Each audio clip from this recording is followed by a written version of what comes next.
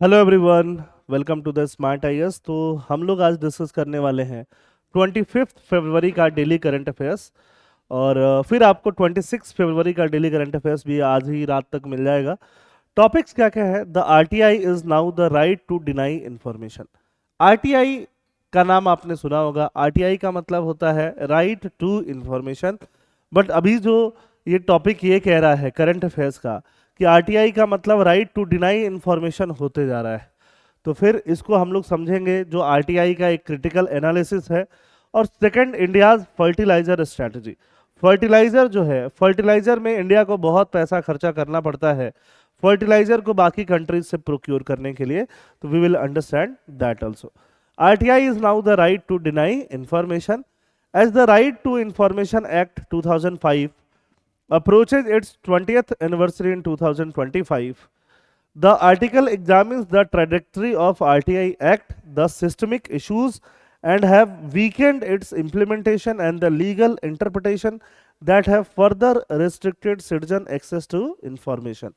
अब देखिए, हम लोग एक डेमोक्रेसी में रहते हैं। तो डेमोक्रेसी में रहने का सबसे खास बात क्या है कि जो पीपल है, पीपल के पास ही पावर है। हम लोग वोट करते हैं और वोट करते हैं और गवर्नमेंट बनाते हैं। ठीक है, तो एक तरह से इनडायरेक्टली हम ही लोग रूल कर रहे हैं। तो अगर आप ही रूल कर रहे हो तो जो भी गवर्नमेंट डिसीजन ले रही है, जो भी गवर्नमेंट या गवर्नमेंट की बॉडीज डिसीजन ले रही है जो लार्जर पब्लिक को इम्पैक्ट कर रही है, वो सारे डिसीजन आपको पता होने चाहिए कि डिसीजन किस बेसिस पे लिए गए हैं, क्योंकि इंफॉर्मेशन इज द की और करेंसी ऑफ डेमोक्रेसी। अगर डेमोक्रेसी डेमोक्रेटिक डिसीजन होना है तो वो ट्रांसपेरेंसी के साथ सबको पता होना चाहिए।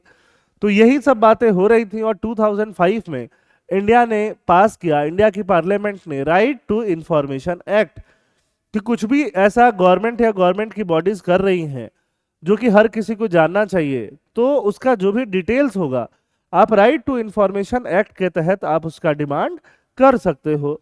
और इसके बाद से डेमोक्रेसी और स्ट्रेंथन होने लग गया। बट ये एक्ट जब इम्प्लीमेंट हुआ था तो 2005 में हुआ था। अभी आज हम खड़े हैं तो 2025 में खड़े हैं।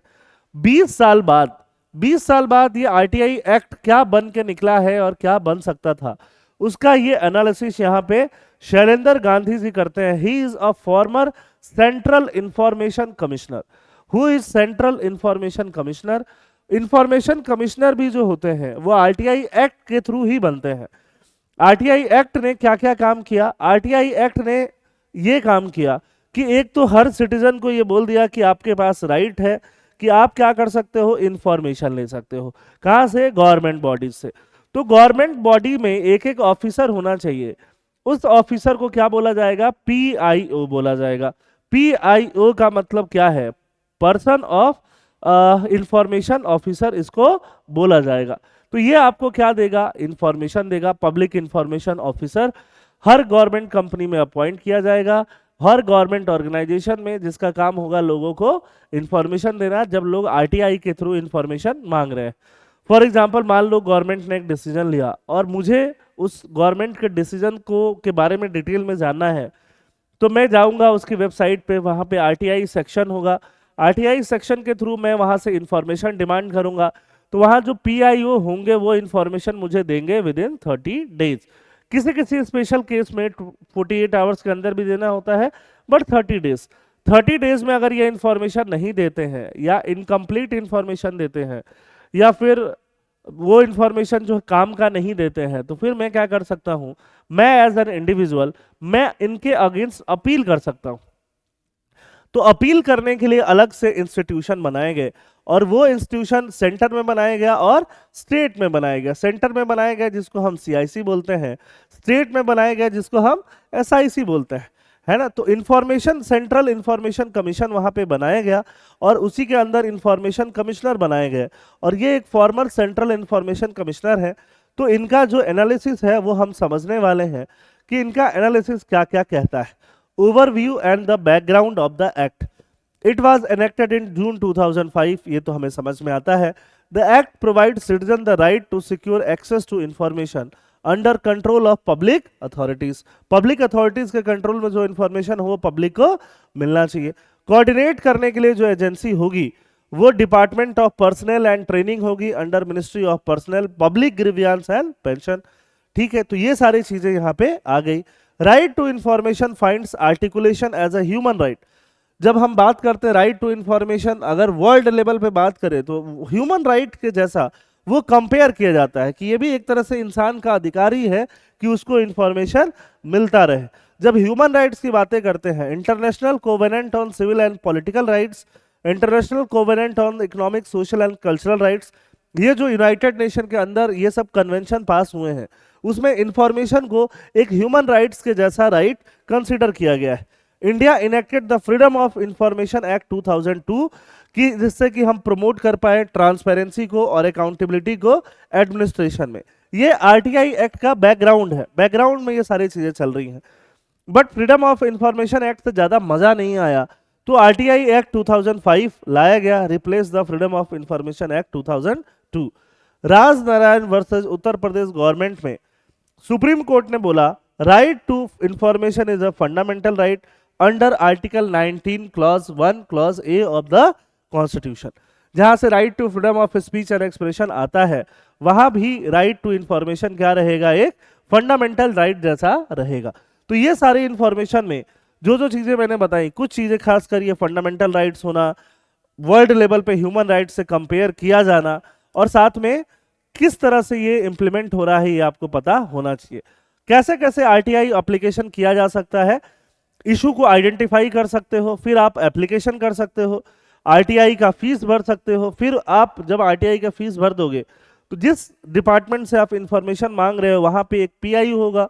पीआईओ क्या करेगा, PIO will transfer your application to concern department, वहां से इंफॉर्मेशन मिलेगी पीआईओ को, पीआईओ आपको देगा। अगर पीआईओ 30 डेज में नहीं दे पाता है तो फिर आप अपील करोगे। कहाँ अपील करोगे, अपेलेट अथॉरिटी में, जिसको बोलते हैं सेंट्रल या स्टेट इंफॉर्मेशन कमिश्नर।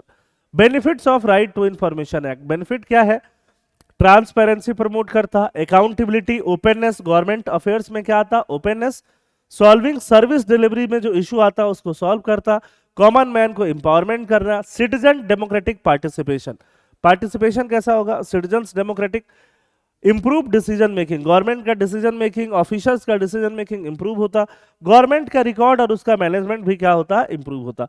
एक जस्टिस पीएन भगवती हैं जो रिटायर्ड जज हैं, तो रिटायर्ड सुप्रीम कोर्ट के जज पीएन भगवती जी का क्या कहना है, where a society has chosen to accept democracy as its creedal faith, it is elementary that the citizen ought to know what their government is doing.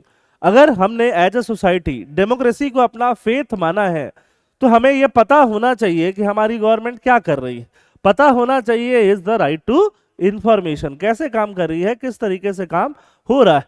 अब अलग अलग तरीके से अब आरटीआई जो राइट टू इंफॉर्मेशन था वो किस तरह से राइट टू डिनाई इंफॉर्मेशन बन रहा है, एक क्रिटिकल एनालिसिस हम देखते हैं। यूपीएससी हर 2-3 साल में आपको दिखेगा आरटीआई या उससे रिलेटेड क्वेश्चंस मेंस में पूछती है, तो इस बार भी तैयार हो जाइए क्योंकि आरटीआई के 20 इयर्स हुए हैं। इस साल भी ऐसा हो सकता है कि आपको इसके ऊपर क्वेश्चन पूछा जाए। Judicial interpretation diluting the scope of RTI, की court judgement like Girish Ramchandra Deshpande versus CIC have expanded the definition of personal information under section 81J of the RTI Act। उन्होंने क्या किया, पर्सनल इंफॉर्मेशन का आरटीआई एक्ट के अंदर एक clause था जिसमें मेंशन था पर्सनल इंफॉर्मेशन। अब वो अगर किसी का पर्सनल इंफॉर्मेशन है तो पब्लिक को नहीं दिया जाएगा, तो पर्सनल इंफॉर्मेशन का जो डेफिनेशन था वही एक्सपेंड कर दिया। मतलब बहुत सारा इंफॉर्मेशन अब पर्सनल इंफॉर्मेशन बोल के ही पब्लिक को नहीं दिया जाएगा। Delayed appointment and case blockage, जो सीआईसी है, पीआईओज हैं, एसआईसी है, वहां पे अपॉइंटमेंट बहुत डिलेज है। जब हम स्टैटिक्स में पढ़ते हैं तो देखते हैं कि देखो लास्ट 15-20 साल तक बहुत सारे जगहों पे पीआईओ ही अपॉइंट नहीं हो पा रहे हैं गवर्नमेंट ऑफिसेज में, या बहुत सारे स्टेट में स्टेट इंफॉर्मेशन कमिश्नर ही अपॉइंट नहीं हो पा रहे हैं। केस पे केस उनके पास बैकलॉग बढ़ता जा रहा है। Narrow interpretation of public interest, public interest का इंटरप्रिटेशन जो है, Supreme Court ruling in CBSE versus Aditya Bandopadhyay 2011 warned against the misuse of RTI. देखो आरटीआई का मिसयूज होता है, ऑनेस्ट ऑफिसर को हैरेस करने के लिए बहुत सारे एक्टिविस्ट बार बार छोटी छोटी चीजों का इतना ज़्यादा आरटीआई लगाते हैं, क्योंकि 10-10 रुपए में आरटीआई फाइल कर सकते हो, फीस बहुत कम होती है, तो इतना ज़्यादा आरटीआई लगाते हैं कि सामने वाला इन्फॉर्मेशन देते ही परेशान रहता है, काम नहीं कर पाता है। तो यहाँ सीवीएसई वर्सेस बंदोपाध्याय केस में सुप्रीम कोर्ट ने बोला आरटीआई का मिसयूज हो सकता है for seeking all types of information limiting disclosure that could allegedly disrupt administrative efficiency. तो बहुत सारा डिस्क्लोजर सुप्रीम कोर्ट ने रोक दिया सो दैट कि एडमिनिस्ट्रेटिव एफिशिएंसी मेंटेन रहे। Information requested related to public policy decisions are frequently denied on vague grounds of protecting national integration और preventing administrative burden, है ना, कि एडमिनिस्ट्रेशन में बर्डन नहीं आए इसलिए इसको कई बार डिनाई कर दिया जाता है। आरटीआई का लिमिटेशन क्या है? एग्जेम्पशन भी दिया गया है सेक्शन 8 में, जहां बात नेशनल सिक्योरिटी का हो, सॉवरेनिटी का हो, पर्सनल प्राइवेसी का हो, वहां पे आरटीआई को एक तरह से एग्जेम्पशन दिया गया है, वहां पे इंफॉर्मेशन नहीं मिलेगा। खैर ये क्लॉज होना भी चाहिए था, बट इसके नाम पे बहुत सारा इंफॉर्मेशन नहीं दिया जाता है। Information related to defence strategy are और confidential cabinet discussion can not be access through RTI. Delayed or incomplete response. Bureaucratic delays and lack of accountability often lead to incomplete or delayed information. कई बार information delay हो जाता है। कोविड-19 की बात करते हैं। In 2021, RTI applicants regarding COVID-19 vaccine procurement faced significant delays limiting public scrutiny. तो इससे क्या होगा? पब्लिक स्क्रूटनी नहीं हो पाता है क्रिटिकल पीरियड में। आरटीआई एक्टिविस्ट को इंटिमिडेट किया जाता है कई बार कि आरटीआई लगाओगे जेल भेज देंगे, यहां भेज देंगे, वहां हो जाएगा। Amit Jethwa, an RTI activist from Gujarat, was murdered in 2010 after exposing illegal mining near the Gir forest. This is a very important example which you can also use in your ethics paper, जो आपको यूज करना ही है। Implication of weakening RTI. RTI weak हो रहा है तो क्या इंप्लीकेशन होगा? गवर्नमेंट का अकाउंटेबिलिटी एंड ट्रांसपेरेंसी कम हो रहा है, रिड्यूस हो रहा है। For example supreme Court ruling in Girish Ramchandra Deshpande versus CIC set a precedent that allows government official to withhold crucial information by classifying it as personal। किसी क्रूशियल इंफॉर्मेशन को personal बोल के इन लोगों ने डिनाई करना स्टार्ट कर दिया। Increase in corruption and misuse of public fund. जब इंफॉर्मेशन देना ही नहीं है तो पब्लिक फंड का मिसयूज भी ज्यादा होगा। Adarsh housing society Vyapam case. Hindrance to investigate journalism and public awareness. The RTI act has been a critical tool for journalists and researchers who rely on access to government data। तो अगर ये data ही नहीं मिलेगा या कम मिलेगा या है ना लैक ऑफ डेटा होगा तो अच्छे से जर्नलिज्म इन्वेस्टिगेटिव नहीं हो पाएगा। वे फॉरवर्ड क्या है? Call for citizen vigilance. हम और आप अगर सिटीजन हैं हमें ज़्यादा विजिलेंट रहना पड़ेगा, गवर्नमेंट कैसे काम कर रही है उनके तौर तरीकों पे। While the RTI Act was initially seen as a powerful tool to uphold transparency and democracy, its effectiveness has been steadily eroded by the bureaucratic resistance. To safeguard the integrity of RTI Act, active citizen participation is essential. Public awareness होना चाहिए, media disclosure होना चाहिए, must highlight attempt to dilute the act. Information Commission must be strengthened by appointing independent and competent officials। और साथ साथ में section 8 को भी एक बार वापस से देखना पड़ेगा कि सेक्शन 8 के पास जो एग्जाम्पशन है वो जरूरत से ज्यादा तो नहीं है। सेकंड जो इंपॉर्टेंट टॉपिक है हमारा, इंडियाज फर्टिलाइजर स्ट्रेटजी। फर्टिलाइजर के ऊपर हमारा क्या स्ट्रेटजी है वो हम लोग देखने वाले हैं। इंडियाज फर्टिलाइजर स्ट्रेटजी क्या है? फर्टिलाइजर स्ट्रेटजी देखो, फर्टिलाइजर जो है ना 1 लाख करोड़ से भी ज्यादा फर्टिलाइजर सब्सिडी गवर्नमेंट हर साल दे रही होती है। पिछले कुछ सालों की अगर हम बात करें तो इतना ज्यादा सब्सिडी फर्टिलाइजर में फार्मर्स को दिया जाता है। और साथ साथ फर्टिलाइजर को बहुत सारा हम लोग इंपोर्ट भी करते हैं, है ना। फर्टिलाइजर में क्या इंपॉर्टेंट होता है? यूरिया है, डीएपी है और एमओपी है। 3 फर्टिलाइजर प्राइमरी है, यूरिया, डीओपी, एमओपी। यूरिया में नाइट्रोजन ज्यादा होता है, उसके अलावा di ammonium phosphate and muriate of potash, है ना, NP और K, ये तीनों चीजें इसमें होती हैं।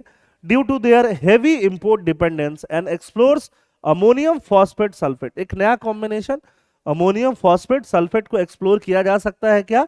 डीएपी के ऑल्टरनेटिव के रूप में। देखो जब हम खेत की बात करते हैं, खेती किसानी की बात करते हैं, फार्मिंग की बात करते हैं, तो ये बात हमें समझ में आता है कि देखो एग्रीकल्चरल फील्ड है, एग्रीकल्चरल फील्ड में हमें क्या देना पड़ेगा, फर्टिलाइजर देना पड़ेगा।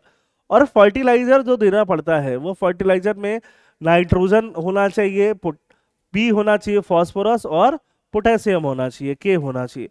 एन पी के ये तीन इंपॉर्टेंट इंग्रेडिएंट होते हैं। साथ में थोड़ा बहुत सल्फर वगैरह की भी रिक्वायरमेंट होती है, जो कि एज अ फर्टिलाइजर कंपोनेंट कहाँ पे जाएगा, फील्ड में जाएगा।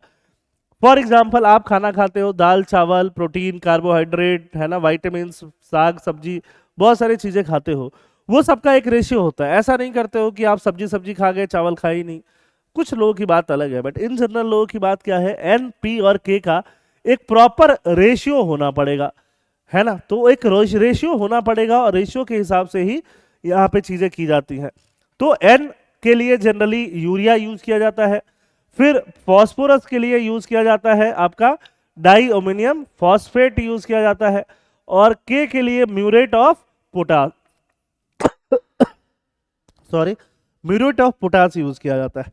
और ये डीएपी और एमओपी बहुत ज्यादा हेवली इंपोर्ट किया जाता है बाहर से। एमओपी तो बहुत ज्यादा इंपोर्ट किया जाता है, ठीक है। एक्सप्लोर्स अमोनियम फॉस्फेट सल्फेट, तो हम अमोनियम में अमोनिया भी आ गया, है ना, नाइट्रोजन, फॉस्फोरस भी आ गया, सल्फेट भी आ गया। तो एक नया कॉम्बिनेशन के पे हम डीएपी पे बात कर सकते हैं क्या, ये सारी चीजें यहाँ पे हो रही हैं। करेंटली हम यूरिया 20% इंपोर्ट करते हैं, डीएपी 50-60, और म्यूरेट ऑफ पोटाश तो घर पे नहीं बनाते हैं इंडिया में, सब इंपोर्ट करते हैं। खास कर ये यूक्रेन से बहुत इंपोर्ट होता था, और जब से रशिया यूक्रेन वॉर चल रहा है तब से हमारा इंपोर्ट बिल बढ़ गया है, क्योंकि बाकी जगह से इंपोर्ट होना पड़ रहा है। Production versus consumption in 2021-22 India produce इतना एलएमटी बट कंज्यूम्ड इतना एलएमटी ऑफ केमिकल फर्टिलाइजर, देखो ज्यादा कंज्यूम किया। ग्लोबल क्राइसिस यूक्रेन वाला तो मैंने आपको बता ही दिया। Fertiliser industry in India 1906 establishment of Sindri fertiliser factory marking the beginning of fertiliser industry in India. फिर 1951 formation of fertiliser corporation of India. 1970 introduction of government subsidies to make fertiliser affordable. 1991 liberalisation of fertiliser sector हुआ। Liberalisation मतलब अब private companies भी ज्यादा से ज्यादा क्या बना सकती हैं, फर्टिलाइजर बना सकती हैं। पुरानी चीजें तो आप समझ ही रहे हो, है ना। 1991 से फर्टिलाइजर बनाना स्टार्ट हुआ, प्राइवेट कंपनीज का पार्टिसिपेशन बहुत ज्यादा अलाउ किया गया। 2004 rise of organic fertiliser in response to sustainable farming demand, organic fertiliser की बातें ज्यादा होने लगी। 2023 में fertiliser market value at 41.2 US dollar billion, 32 में 70 बिलियन डॉलर के आसपास का एक्सपेक्टेड है। ये फर्टिलाइजर इंडस्ट्री में है। आप कमेंट करके बताइए कि इस साल 2025-6 का जो बजट अभी आया था 1 फरवरी को, उसमें एक फर्टिलाइजर का, यूरिया का जो प्लांट है वो कहाँ पे अनाउंस किया गया है कि कहाँ पे आएगा, ये कमेंट करके आप जरूर मुझे बताइए। This is very important question for this year prelims. तो फर्टिलाइजर में यूरिया चाहिए, फॉस्फोरस चाहिए और पोटास चाहिए, जैसा कि मैंने आपको बताया एन, पी और K. Primary fertiliser, this fertiliser supply essential nutrient like nitrogen, phosphorus and potassium. Urea में नाइट्रोजन, डीएपी में फॉस्फेट, फॉस्फोरस, एमओपी में पोटेशियम। सेकेंडरी फर्टिलाइजर में क्या चाहिए, सल्फर। सल्फर की अमाउंट क्या चाहिए होती है, कम चाहिए होती है, एज अ माइक्रो न्यूट्रिएंट चाहिए होती है। जैसे आपके बॉडी में आयरन चाहिए, है ना, बहुत सारा माइक्रो न्यूट्रिएंट चाहिए, तो वैसे ही जिंक चाहिए, तो वैसे ही इनको सल्फर वगैरह चाहिए, बट कम चाहिए। Impact of global conflict, Russia Ukraine war, इन सब चीजों से क्या हुआ, इंपोर्ट कॉस्ट बढ़ गया, सप्लाई कंस्ट्रेंट आने लगे, बजट में स्ट्रेन आने लग गया। India fertiliser subsidy allocation for 2023-24, देखो ध्यान से देखो, इंडिया फर्टिलाइजर सब्सिडी हम लोग लास्ट के लिए कितना दिए हैं, देखो ये इतना बड़ा सब्सिडी है ना। इस डेटा को आप जरूर नोट करके रखना, आप सीधे सीधे आप इसको यूज करोगे मेंस में यूपीएससी मेंस में काफी चांसेस हैं कि फर्टिलाइजर के ऊपर एक क्वेश्चन पूछा जाए, या एग्रीकल्चर में जो क्वेश्चन आए वहां पे डायरेक्टली आप इसको यूज कर सकते हो। With substantial amount dedicated to both indigenous and imported fertiliser.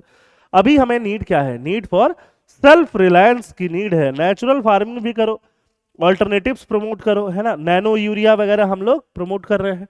Need to limit the use of urea, MOP and DAP, इन सबको यूज को कम करना है। बैलेंस फर्टिलाइजेशन की बात करते हैं। Crop require a mix of macro nutrient, secondary nutrient जो होते हैं एनपीके के अलावा सल्फर, कैल्शियम, मैग्नीशियम, है ना, zinc, iron, copper, boron, magnesium, molybdenum, ये सब भी क्रॉप्स को चाहिए। तो इन सब को भी हम कैसे दे सकते हैं बैलेंस डाइट अपने क्रॉप्स को, इस पे भी हमें सोचना पड़ेगा। क्रॉप्स में वो बैलेंस डाइट जाएगा तो अल्टीमेटली हमारे अंदर जाएगा। Efficient use of resources and foreign exchange, तो अगर हम लिमिट करते हैं यूज को, तो हम जो भी पैसा इंपोर्ट में खर्चा कर रहे हैं उसको हम लोग क्या कर सकते हैं, इफिशिएंट तरीके से यूज कर सकते हैं। तो एक रिप्लेसमेंट इसका क्या है, एक रिप्लेसमेंट है अमोनियम फॉस्फेट सल्फेट, जिसको हम बोलेंगे एपीएस। एपीएस में क्या होता है, एपीएस में नाइट्रोजन होता है 20%, फॉस्फोरस होता है 20%, के नहीं होता है ना, एनपीके में के नहीं होता, बट सल्फर होता है 13%। तो एन और पी तो मिल रहा है और सल्फर तो मिल रहा है, ठीक है, तीन इंग्रेडिएंट तो एटलीस्ट मिल रहा है। Despite having lower phosphorus content than DAP, APS is an effective alternative due to its balanced nutrient composition. Nutrient composition क्या है, बहुत बैलेंस्ड है, ज्यादा सस्ता है, ज्यादा रिसोर्स एफिशिएंट है। ऑयल सीड्स के लिए, पल्सेस के लिए, मेज, कॉटन, ओनियन, चिली के लिए क्या है, आइडियल है। DAP should be reserved for wheat, rice and sugarcane where it is most essential. Also, companies benefit by selling twice the number of APS bag from the same phosphoric acid quantity, making APS a more financially viable option. तो APS जो है ज़्यादा financially viable है, सस्ता है, balanced है, oil seed, pulses, मेज, इन सब के लिए ज़्यादा सुटेबल है। तो ये सब पॉइंट्स जो है, डीएपी का इफेक्टिव रिप्लेसमेंट किसको बनाते हैं, एपीएस को। तो जो डीएपी हम इंपोर्ट बहुत ज्यादा कर रहे हैं उसकी जगह हम एपीएस से भी काम चला सकते हैं। वे फॉरवर्ड क्या है, इंपोर्ट डिपेंडेंसी को कम करना, सस्टेनेबल प्रैक्टिसेस को प्रमोट करना, सप्लाई जो अपना सप्लायर बेस है कि सिर्फ यूक्रेन से मंगा रहे थे उसको डाइवर्सिफाई करना, सब्सिडीज 1,76,000 करोड़, बाप रे बाप, इतना पैसा जो दिया जा रहा है उसको रैशनलाइज करना है, कम करना। रैशनलाइज का मतलब ये नहीं होता कि कम कर दो अचानक से। क्लाइमेट रेजिलिएंट एग्रीकल्चर, एग्रीकल्चर हमारा क्लाइमेट रेजिलिएंट ज्यादा से ज्यादा हो, और इंफ्रास्ट्रक्चर को अपग्रेड करना। तो ये सारा काम जो है वो किया जाएगा। ठीक है, आई होप सारी बातें आपके समझ में आई हैं। थैंक यू, जय हिंद।